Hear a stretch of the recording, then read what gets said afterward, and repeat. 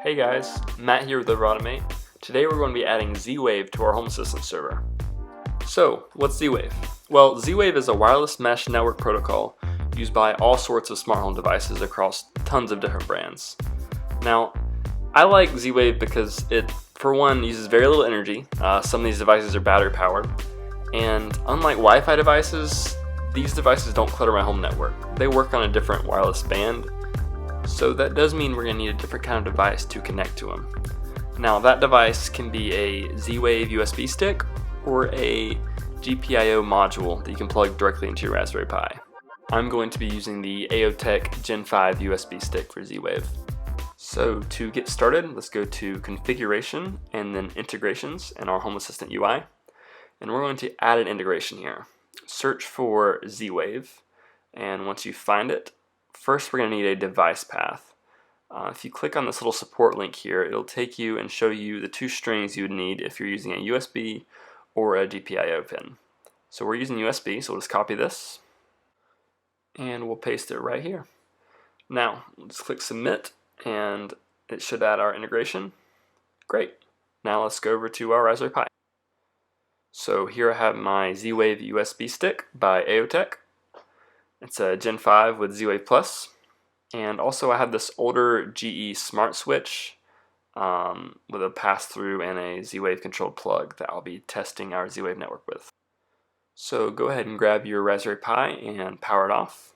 I'm just going to turn off my plug. I'll insert my Z-Wave USB stick and turn the Raspberry Pi back on.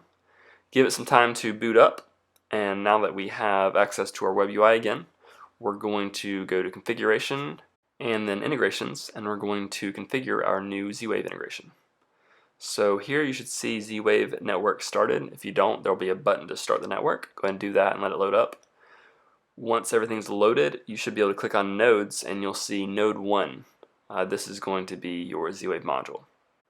Alright, so to add our first device to our Z-Wave network, we're going to click Add Node. Now this next part varies from device to device. For my device, it's suggesting that I be within 10 feet of my Z-Wave module and that I simply plug it in and click the center button once to put it in pairing mode. Now it shouldn't take long, but your device should show up in the list of nodes in your Z-Wave configuration. Here's my device, and I can click on the entities of this node, which is what Home Assistant is going to see and what the actual device is that I can control in the UI. And I'm just going to go over into the configuration settings to adjust what I'm going to see in that dashboard. So the name override is the display name, which you're going to see on the dashboard, and the entity ID is what you'll reference if you're setting up any automations or scenes. So I'm going to make this a little bit simpler and a little more descriptive. So I'm going to go with Indoor Smart Plug, and we'll do 1 just because I'll most likely have more plugs in the future. And I'm going to name this Dining Room Tree, since this is what this switch is going to be controlling. And apparently I misspelled dining room, so let's fix that. Okay, so we'll update, and if we go to our overview or dashboard, we should see Dining Room Tree. Perfect. So I went ahead and moved my plug where I want it, which is going to be on this outlet to control the tree right beside it. And since I've now moved the Z-Wave device from the spot where I paired it at, I want to let my Z-Wave network know. So let's go to the configuration settings of Z-Wave and click Heal Network.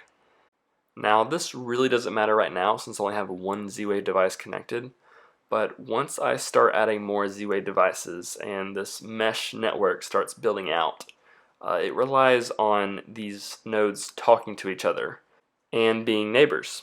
And let's say you move a device, its neighbors may change, and this could really affect the performance of the Z-Wave network as a whole, as it has to jump through multiple nodes that may not be the most efficient route to get to your device. So simply healing the network lets it update the neighbors of all these different nodes and make sure it has the fastest route to get to the device you're trying to control.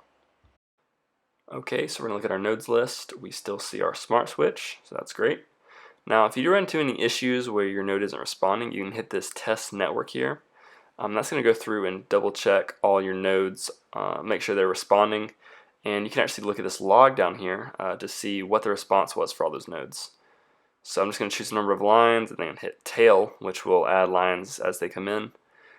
And you can see I have nodes 1 and 2 here, both received messages and replied, no errors to see. There also could be an issue with your node. Let's say it's not responding to commands to turn on or off. It could be that it's still initializing. This happens a lot after moving and sometimes after pairing, depending on what type of device it is, what kind of bandwidth it has. This node actually is still initializing for me, so it's not going to respond to any kind of commands. So we'll just have to wait on that to finish initializing. Alright, now we have a status of ready on our node. We are ready to test it. So we're just going to jump back over to the overview page on Home Assistant, and we'll try out this switch toggle on our dashboard. And there you have it, our first Z-Wave device working with Home Assistant. Now that our Z-Wave foundation is set, we have lots of new devices to add, and I can't wait to get those videos out to you guys.